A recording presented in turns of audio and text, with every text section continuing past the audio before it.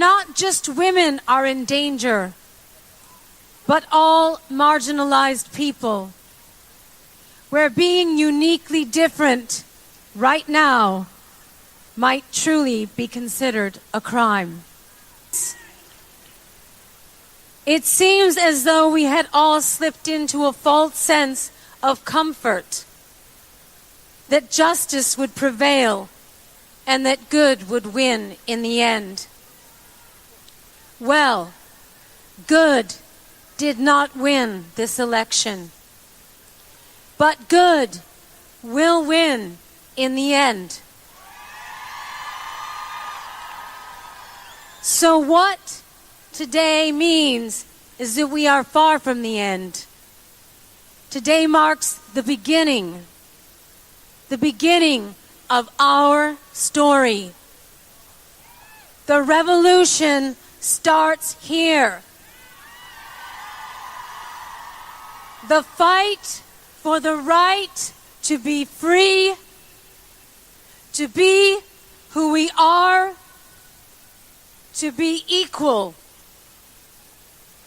Let's march together through this darkness, and with each step, know that we are not afraid. That we are not alone. That we will not back down. That there is power in our unity, and that no opposing force stands a chance in the face of true solidarity. And to our detractors that insist that this march will never add up to anything, Boston Red here with Friday Java, a weekly magazine of political theory, polling, and commentary. It is part of the history called people that make up this fascinating journey. We are part of the Obama network. For that, we make no apologies. What we pledge to do is give you the facts on a bridge to history, what body politics is, the most up-to-date theories of political science and psychology. Stay tuned for this incredible ride. Boston Red, peace out. From WBRN Radio in Boston and on the Boston Red Network, Friday Jobber on the 22nd of September 2017. We have the people from Charlottesville, Virginia here. That's Larry Sabato's shop, the University of Virginia. The title of their little polemic, Sweet Home Alabama, the race between Big Lufus Strangelove and Judge Roy Moore. We'll have more on Judge Roy Moore from the Birmingham newspaper, I believe. Sarah Palin has endorsed Roy Moore, Judge Moore, and several others. We'll be looking at this race, very interesting race. We see it as the establishment Republicans in Alabama, old man McConnell, etc., has put more than $9 million into the race. And DJ Trump will appear there later today to push for Big Lufus Strangelove, nonetheless. But at the same time, various other luminaries, Hannity, etc., have arrived there for Judge Moore.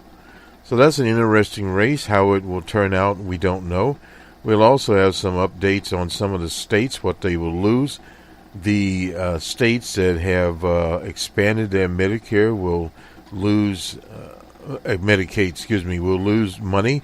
And other states like Wisconsin will actually gain money. This is under the Hopalong Cassidy health care bill, and we encourage you to check that broadcast out, the Hopalong Cassidy health care bill that we did on Thursday. Yes. Nonetheless, we roll along here and start clearing some things up as quickly as we can. We'll go to the Washington Post. What we're trying to do is make our broadcast more concise. We always want to do that, but at the same time have as much material put in without overdoing it, as one would say. But we'll do our best here. Let's first take care of the Hopalong Cassidy bill. This is from the people at, let's see, where is it? Myinformation.com. But anyway, nonetheless, Minnesota would lose billions of dollars in federal funding. Supporters of the so-called Hopalong Cassidy bill say it returns control of health care to states. But many Minnesota health officials counter that it endangers the care of seniors and people with disabilities and would lead to even more costly premiums in the individual market.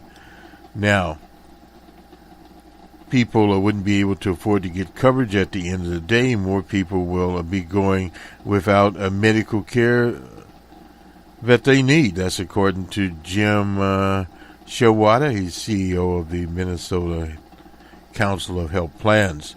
Like other states, Minnesota, under the proposal, would get a federal health care block grant with flexibility to spend it, but an analysis by the Washington-based healthcare back again to the Vere found that Minnesota would lose $8 billion over 10 years compared to what it has under present law under Obamacare. The result would be $37 billion lost to Minnesota in federal Medicaid funding by 2030. According to an analysis, this analysis by the Minnesota Human Services Minnesota Care would see its federal funding stream eliminated entirely. The program, which serves 92,000 working poor, is mostly paid for with federal dollars. In comparison, the state of Wisconsin would gain $3 million on its block grant because the bill funnels federal dollars away from states that accepted and during the Obama administration there, in other words, expanded their cares of many more states there. It's a significant transfer of funds from blue states to red states, as from Andy Slavitt, a Minnesotan who served as acting administrator of the Center for Medicare and Medicaid Services for the last 2 years of the Obama administration. National and state groups representing medical centers, nursing homes, doctors, and some insurance companies have opposed the act there. So nearly 60% of nursing home care in Minnesota is paid for by Medicaid, and that's similarly in many states, which also provides funds to help people live independently at home and in assisted living facilities. Medicaid spending caps proposed by the bill would force the state to cut benefits and reduce providers' reimbursements. It will hurt the most vulnerable and in some cases jeopardize people's ability to stay in their homes as they age. That's from Will Phillips, State Director of the AARP of Minnesota. Elderly and people with disabilities comprise 20% of the 1.1 million people in Minnesota's Medicaid program, but account for 60% of the spending. And that does happen. Minnesota currently provides benefits to people with disabilities that are not registered by federal law, making them vulnerable to cuts as federal funding decreases over time period. So again, this is a very dangerous concept that is coming out via the Hopalong Cassidy healthcare bill. Let me just grab a few articles here.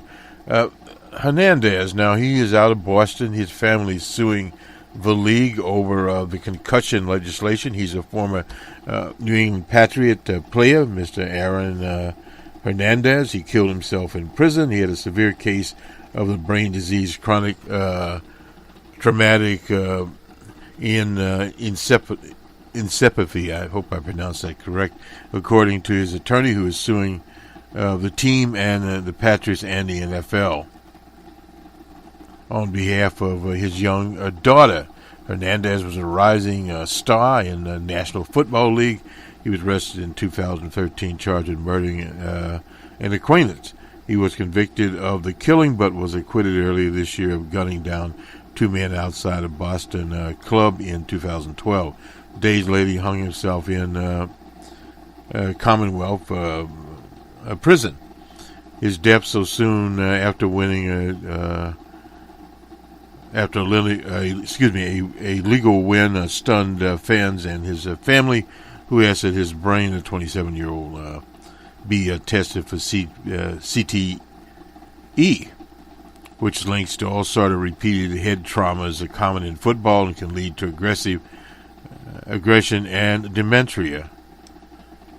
Anyway, researchers at Boston University, the leading center for the study of CTE, found pronounced signs of the disease in Mr. Hernandez's brain. It was even more severe. It was the most severe case they had ever seen. That's his attorney, Jose Bernard, who successfully defended Hernandez in a double murder case this year. It was in an advanced stage. Nonetheless, a lawsuit in federal court against the NFL and Patriots on behalf of a 4-year-old daughter. The NFL spokesman said the league has not yet seen the lawsuit. You probably don't want to see it either. The lawsuit said Hernandez had the most severe case of traumatic encephalitis medically seen in a person of his age of 28 years. It's 27 to 28 years. According to the findings, stage 3 CTE is usually seen in players with a median age of 67 years, not a man in his 20s.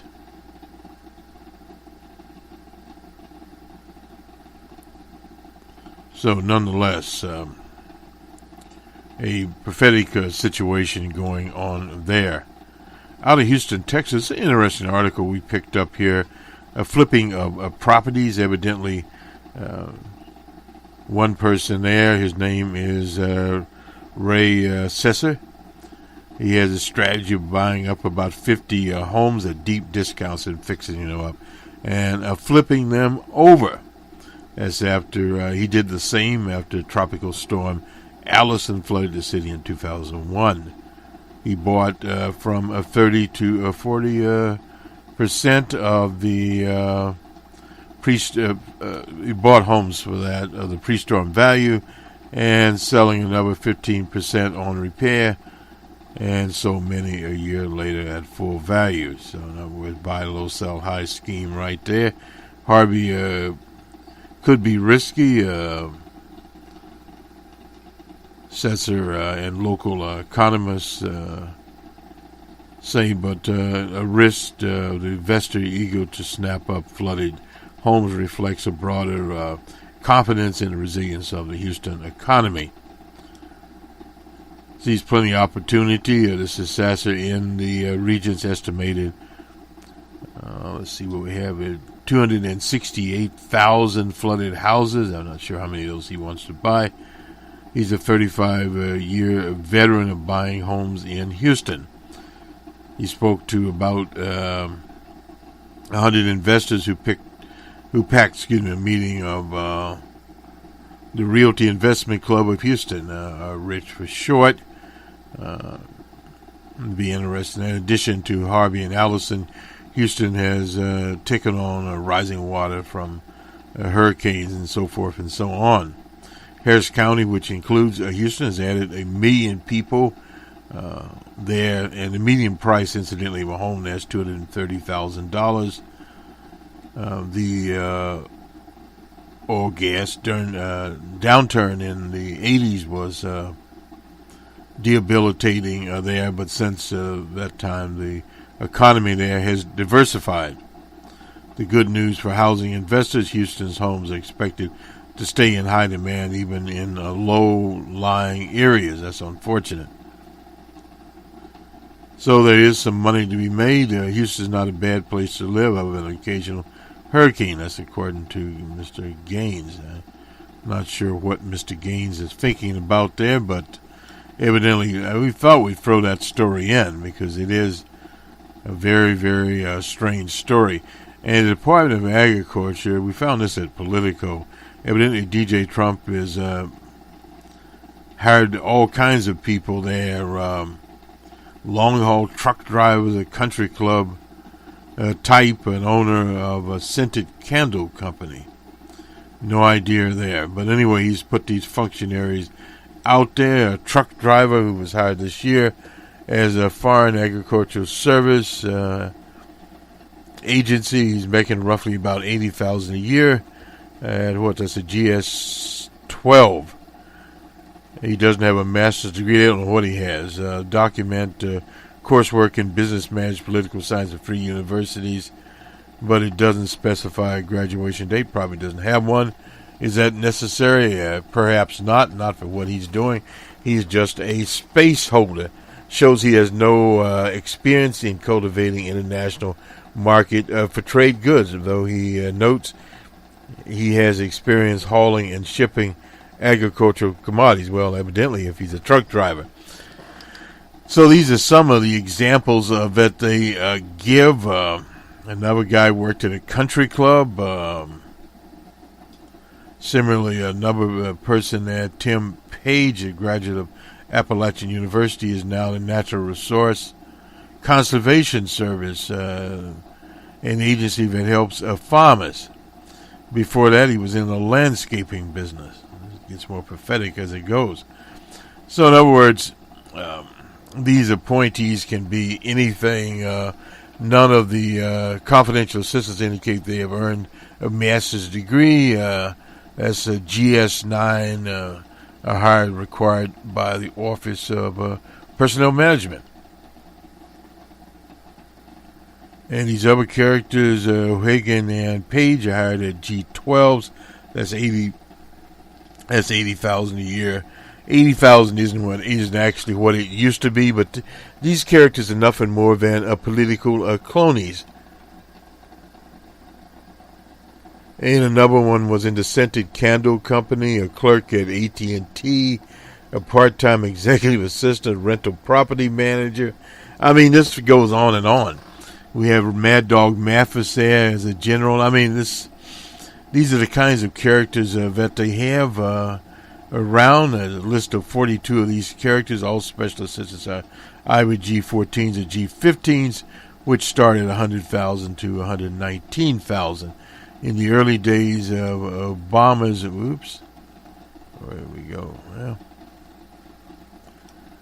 more experienced people coming off the campaign were given posts as confidential assistants.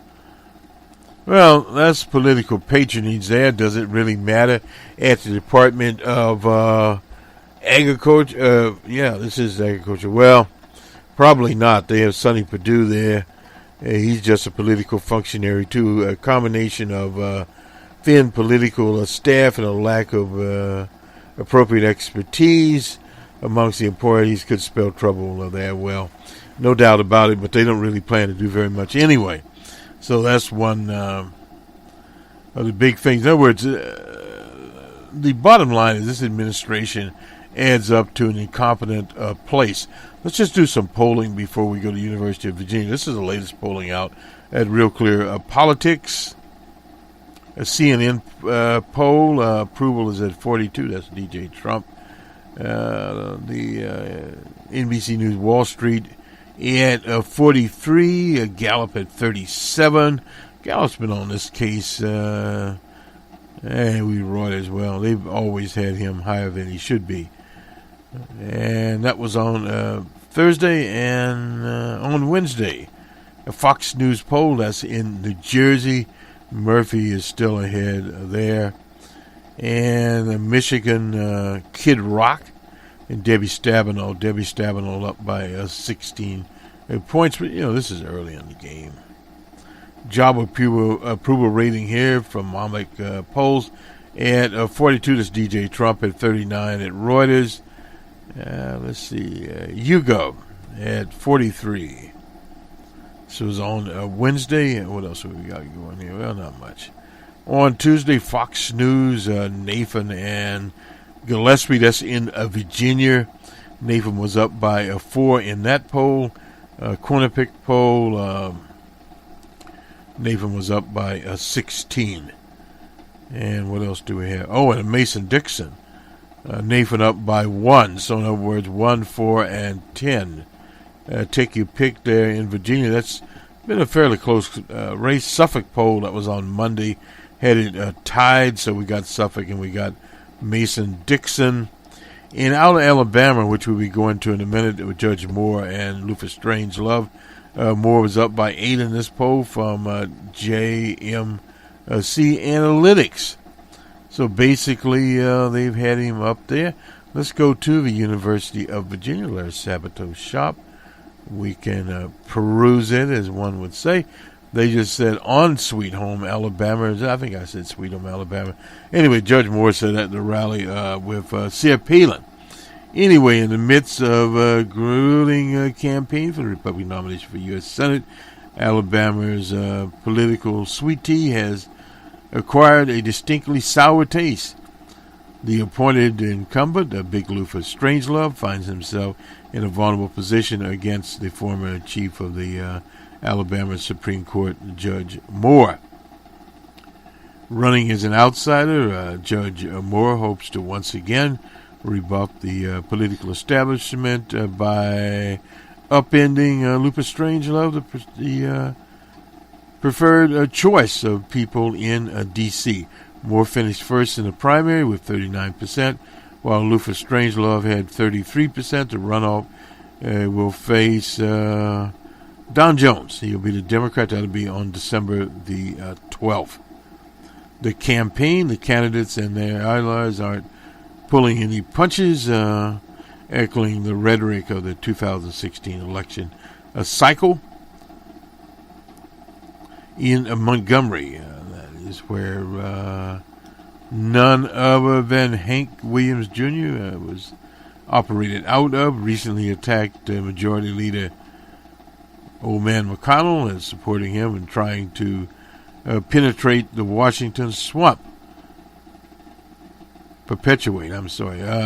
And a group of backing Moore took out an ad that says Judge Roy Moore isn't the D.C. swamp's choice, but he's Alabama's choice. Well, that's through the campaign. Meanwhile, Lufus Strangelove tries to flip the script by going after Moore as a 40-year politician who has been in the Montgomery swamp. Well, the people of Alabama, I think, would prefer being a swamp in Montgomery as opposed to being in a swamp in Washington, D.C. Polling in the runoff contest is surely keeping Republican leaders in Washington up at night. We talked a little about that on September 6th. Judge Moore had a 10-point lead over Lufus Strangelove. None of the surveys taken in September are particularly satisfying from an analysis perspective. Two come from sources with horses in the runoff race. Voter Consumer Research poll for the Leadership Council, and time for choosing a pro-Moore PAC. Let's look at some of these that we have here. Strategic National, I don't know who they are, has Moore at 51 to 35. Emerson College's poll, they have Moore at 40 to 26. That was on the 8th of September. Voters Consumer Research, a shady name, has it a 1-point deal here. We already talked about JMC Analytics and polling. Has Judge Moore at 50, Lufus Strangelove at 42. Strategic Research has Judge Moore at 53, and that was on the 18th. The other one, incidentally, was on the 16th. Hadn't seen that poll, but at 47. Now, this is the average here, September averages. Judge Moore at 47.5. Lufus Strangelove, otherwise known as Big Lufus, at 37.8. So in April, the new governor there, Kay Ivey, she was appointed after the other governor was resigned. threatened by impeachment. So she appointed Bentley. Bentley was going to be impeached. Bentley is a part of the Luther Strangelove gang there. This is not to say that Strange doesn't have friends, that he lacks resources. Of course, McConnell, they talk about that, the $9 million that McConnell has channeled into that race on behalf of Big Luther. Major question in the race is the importance of President Trump. Well, he'll be there. Now, he will be not in Montgomery, but he'll be in Huntsville. That is Madison County, forms a base of Representative Representative Mo Brooks. Mo Brooks' support during the primary, where the congressman finished a distant third. He has, incidentally, Mr. Brooks has endorsed Judge Moore, while Strange has the president, the vice president, and Senate Majority Leader support. Brooks opted to endorse Moore. So, in other words, Brooks is a Moore man and has endorsed him. Judge Moore, of course, had his 10 Commandments and etc. A little bit of what's going on here. Judge Moore at 38%. And if we look at these various counties here, Madison, which we talked about, then we have Jefferson and Selby County. Madison, let's see. Primary results, and they're showing various ones here of these counties. Overall, 10 counties where the candidates other than Moore or Strange won 30% combined, and 30 counties have, Alabama has 67 counties. I guess they have a lot of counties there, no doubt about that. Madison County, that's Brooks' home county, voted 54% for candidates other than Moore and Strange. Baldwin County, 38%. Selby County, 31%. Mobile, 31%. A fifth of the 5 counties. Jefferson County, that's Birmingham, had 29% of its votes go to other candidates. So this is sort of where the other candidates are lining up here. Votes for candidates other than that, I think we talked about that. Madison County, 20,000. Jefferson County, 13,000. Mobile, 9,000. Baldwin, Selby, etc. So I suppose you look at it there. And in Madison County, what do we got here? Well, 54% either for Big Luther or Judge Moore, and so forth. So I won't spend a lot of time on that, but the most recent census estimate has the data of all counties. Looked at the education level of non-Hispanic Europeans, etc. There are 72 counties between Moore's primary vote shared by counties and share of counties by the European population that have less than a bachelor's degree, etc. I won't go much into their education. It does not really matter very much actually there. Moore's 10 worst counties by votes for Judge Moore. Madison County, let's see,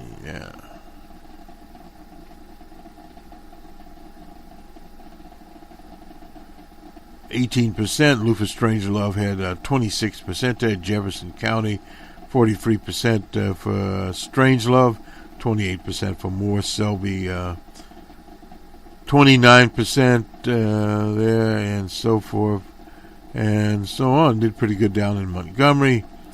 He got third, actually won that, and much, much closer. Yeah, I don't know what this other county is. Won't even mess with it. It's possible that Strange could improve markedly in some of these places, such as Madison County, where Brooks won a slight majority. Well, of course, Brooks has endorsed Judge Moore. Madison seems particularly ripe on paper. It seems that it has the most educated European population around in Alabama, at least, which doesn't say very much. As a reference point, Madison's average share of the GOP primary vote in the past 3 presidential elections is 8%. Jefferson County could be helpful to Strange, as well as Selby County, which is next door to Jefferson. Moore won a little less than 30% in both of those counties. But he's out in the rural areas, and Alabama is rural areas, period. At present, 8 states in the South, for greatest South, Alabama, Arkansas, Mississippi, Georgia, North Carolina, Oklahoma, South Carolina, and Texas, all but North Carolina require a candidate to win an outright majority in the primary to avoid a runoff. Anyway, so we have the runoff, so we really don't have to worry about it. And let's see, a long list here. Incumbents in primary runoff elections, they go back to Hugo Black. He had 49% of the vote. Of course, Hugo Black won that race and later became a Supreme Court justice. And let's see, Frank Grimm, that's 1950. He was 1932. Thad Cochran in 2014, he won 49%. I don't know, and some of these characters here. Papo Daniel in 42, he won also. All these were Democrats at that time. That was before the great changeover. And it's Thad Cochran. He was in Mississippi. I thought I didn't look at the states here. Well, he helped with crossover votes from the followers of O.J. Simpson. Nonetheless, to win that particular one, and they go into several of them here. Branch Lincoln, of course, she was in Arkansas in 2010. And I won't go into some of these others. They're out here. And we get into a lot of things. Luther Strangelove, but he only got 32% there. So look at him. That was in 2017. And another one here. This is in North Carolina. Cameron Morrison. He got 38.1%. And ended up losing the race. So kind of where some of these birds went. In conclusion, Moore has led every primary runoff poll since the primary. No doubt about Strange has far more resources. No doubt about that. They've given him over $10 million to run with. A little walking around change. But based on the history of the incumbent's performance in primary runoffs, Strange is not in a great position. He's definitely playing a catch-up, yet is one other aspect of this race to consider. While President Trump and the old man McConnell have struggled to work together and have a strained relationship, they do share one common goal in electing Big Luther. Could a late push by the president and vice president and all of his men, funded by McConnell's leadership deal, put Strange over the top next week? We certainly are going to write him off. Well, they're not going to write him off. And from Sarah Palin to finish this up, this is out of Montgomery, Alabama. I believe that's where she was. Sarah Palin. She endorsed Roy Moore. Glad he's running. Honored to endorse Judge Moore for the Senate. Judge Moore has shown that he has what it takes to stand up for the out-of-touch political establishment. The judge has proven he's not afraid to fight for what is right.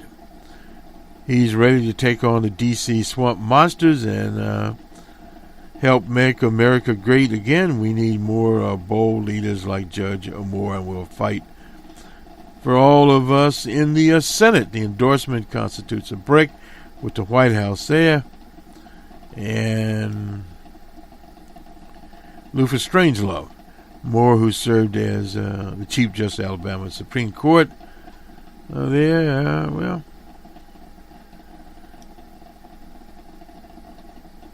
a statement, Judge Moore said Governor Palin has a strong record of speaking out for conservative causes and standing up to the Washington establishment. Having her support shows how conservatives across the country are uniting behind our campaign.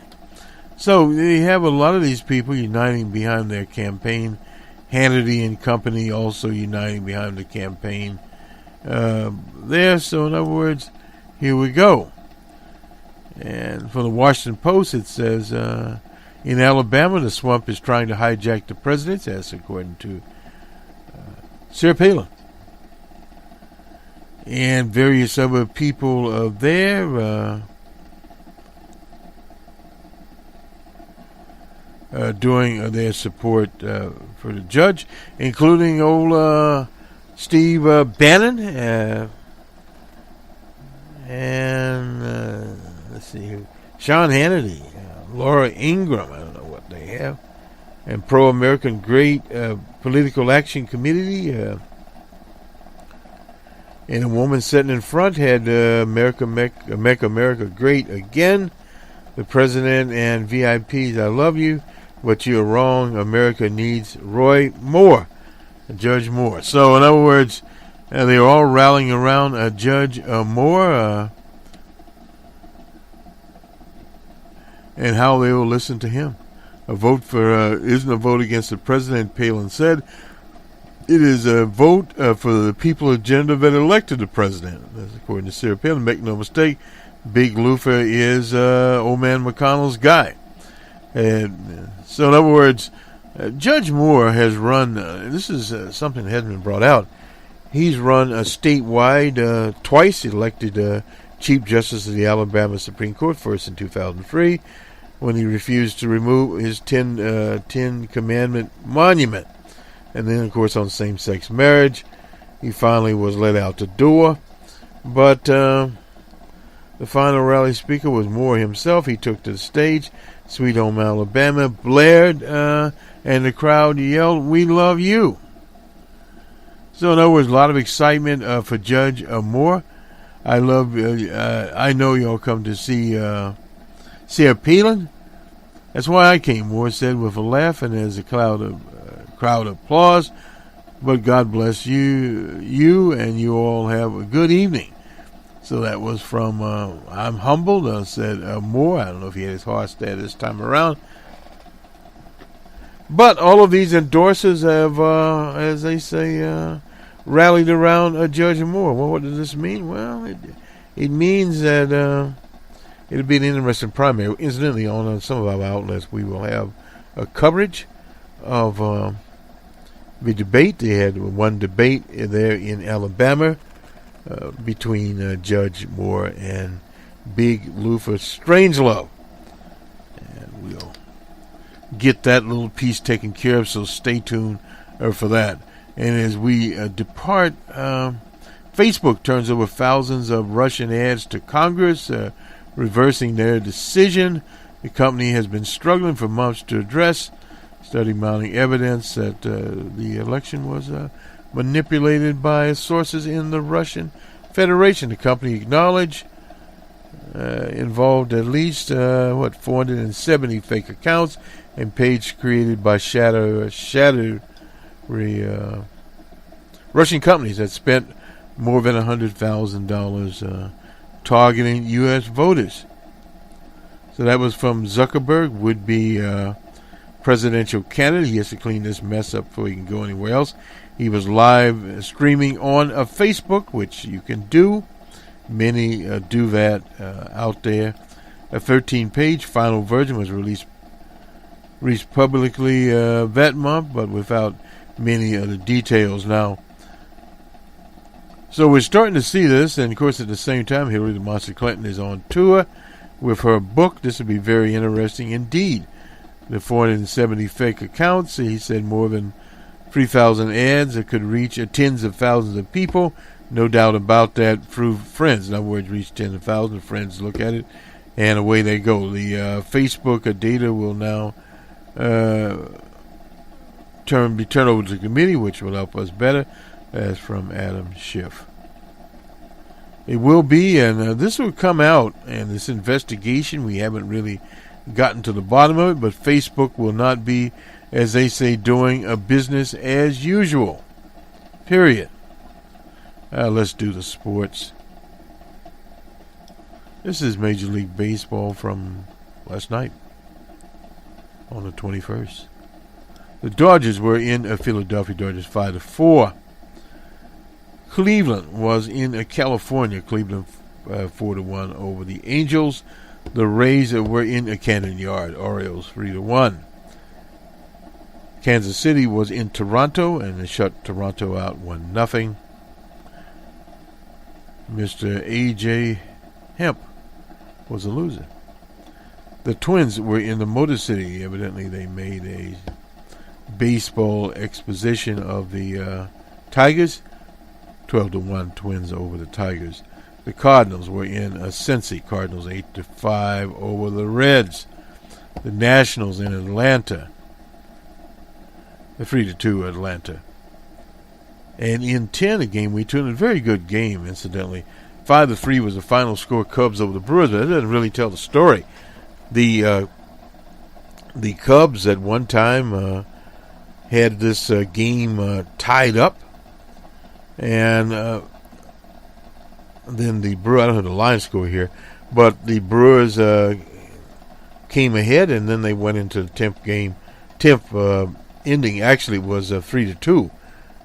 Brewers over the Cubbies, and the Cubbies tied the game up, and they went into the 10th inning, and it ended up the Cubs won the game 5-2.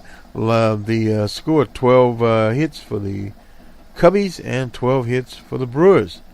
Mr. Davis, who used to be in Kansas City, was the winner. He's the Cubs' closer, incidentally. Did a good job. The White Sox were in Houston. Sox 3-1 over the Astros. Astros aren't beaten very much. The Rangers were in Seattle. Rangers 4-2 over the Mariners. The Rockies and Padres down in San Diego, and the Padres shut out the Rockies. Big wild card race going on there, and we'll look at the standing just for simple reason.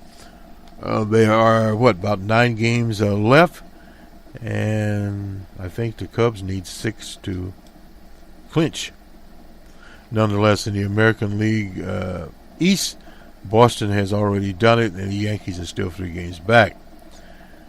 In the Central, it is Cleveland and 17 back the Twins.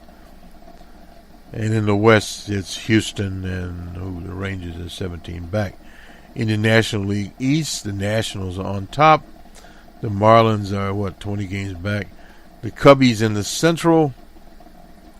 And the Brewers now 4.5 games back. And the Cardinals are 5 games back. You'd think the Cardinals are just basically about out of it. And in the West, it's all Dodgers and 9 games back. And 9 games back. The Diamondbacks. And the Rockies are 16 games back there. So next week we should have a clearer picture of what is going on. This will do it for us. We'll see you on Saturday morning as we normally do. The week that was. And also a numbers man. We're finishing up that production. We have the chair of the Federal Reserve. And the statements released by the Federal Reserve. The interest rates will remain as they are. Chair Yellen had a news conference. We'll have that on many of these outlets. And we'll also have an open source report. And hopefully in the next few days we will have up BR on the World. That's our international broadcast. And we'll cover some of the people that spoke at the UN. Incidentally, Rocket Man, a.k.a. Smart Cookie, the head of the Democratic Republic of North Korea, called President Trump deranged. So it goes back and forth. Have a good weekend, everyone. We'll talk to you on Saturday morning.